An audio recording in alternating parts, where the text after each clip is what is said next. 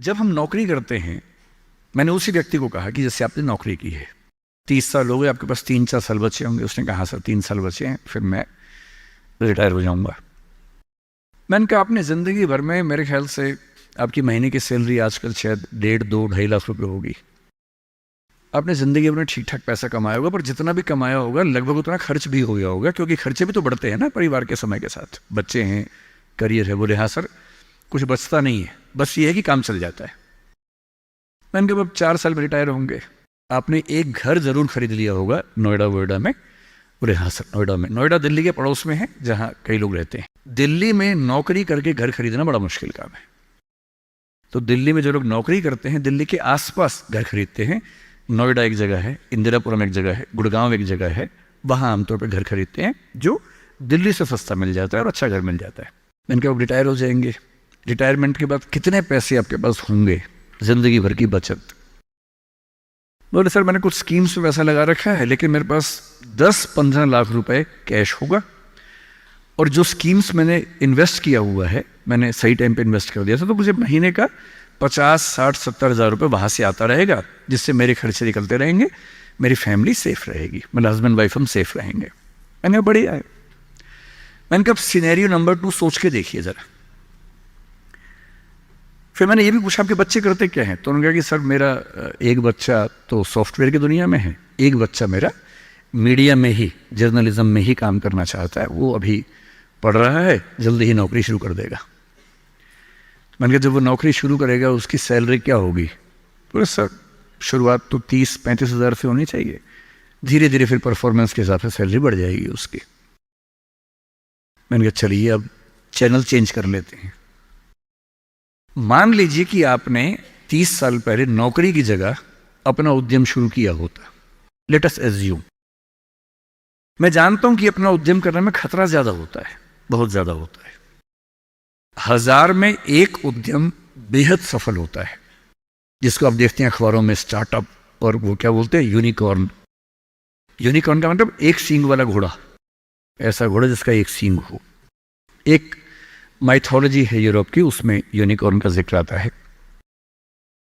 वो तो 1000 में एक होता है यूनिकॉर्न। बाकी लेकिन ये है कि आप रीजनेबल सक्सेस तो आप ला सकते हैं थोड़ी सी मेहनत करके। धीरे धीरे लोग आपको जानने लगते हैं, एक ब्रांडिंग बनने लगती है, और 3 साल का मानते हैं कि ब्रेक इवन का एक जस्टिफिकेशन पीरियड है, कि 3 साल अगर आपने ठीक से काम कर लिया। एक ये फॉर्मूला आप भी समझ लें, दुनिया में कोई भी काम हो, कितना भी मुश्किल हो, अगर आपने 3 साल उस पर ठीक से खर्च कर दिए, तो मान के चलिए कि उसमें आपको सक्सेस मिलनी तय हो जाएगी। 3 साल का गोल्डन रूल है। तो मैंने उस व्यक्ति से कहा कि अगर आपने 3 साल स्ट्रगल कर ली होती, अपना काम शुरू किया होता, लेट अस एज्यूम, और सफल हो जाते, और मान लीजिए सफल ना होते, तो नौकरी कर लेते। ऐसा भी क्या है, 30 साल नहीं 27 साल नौकरी कर लेते, कौन सी ऐसी खास बात है? और यदि आज आपका एक एम्पायर खड़ा हो जाता, अभी आप नौकरी करते हैं, उस समय शायद आप 500 लोगों को, 100 लोगों को, 1000 लोगों को नौकरी दे रहे होते। कोई मुझसे अगर पूछता है ना कि मैं जिंदगी में किस चीज से सबसे ज्यादा खुश रहता हूं, सबसे ज्यादा, वो ये है कि जब मैंने नौकरी छोड़ी, अपना काम शुरू किया। शुरू में हमारे यहाँ 3 लोग काम करते थे, आज हमारे दृष्टि ग्रुप में 1800 लोग काम करते हैं, 1800। और मुझे सबसे बड़ा सुकून इस बात का है कि 1800 परिवार चल रहे हैं मेरे उस एक फैसले से।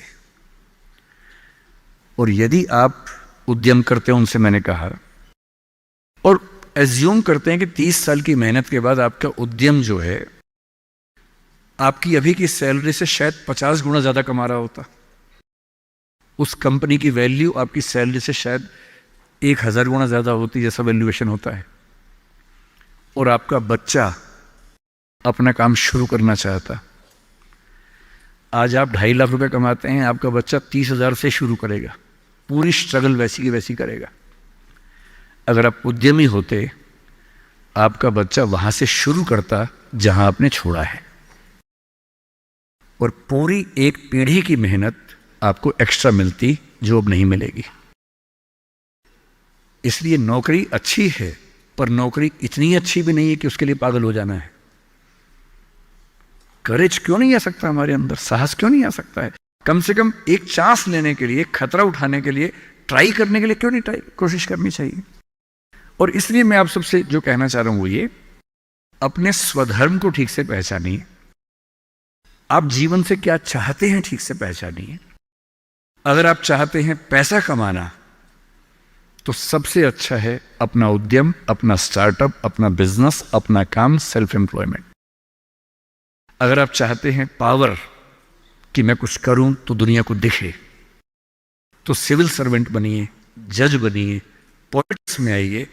पॉलिटिक्स एक ऐसी चीज है जहां आप समाज को सबसे ज्यादा बदल सकते हैं, सबसे ताकत के साथ बदल सकते हैं।